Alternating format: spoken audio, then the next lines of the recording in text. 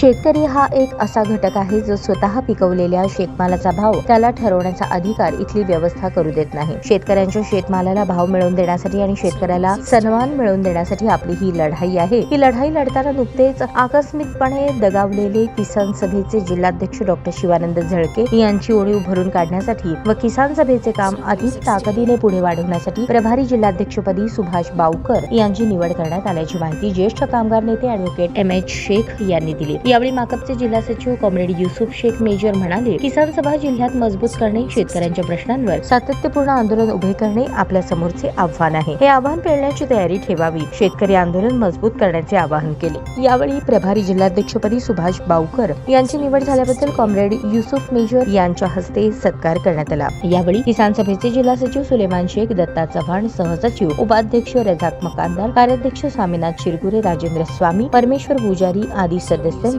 यावेळी उपस्थिती होती। ताज्या बातम्या पाहण्यासाठी प्राईम महाराष्ट्र न्यूज चॅनलला सबस्क्राईब करा।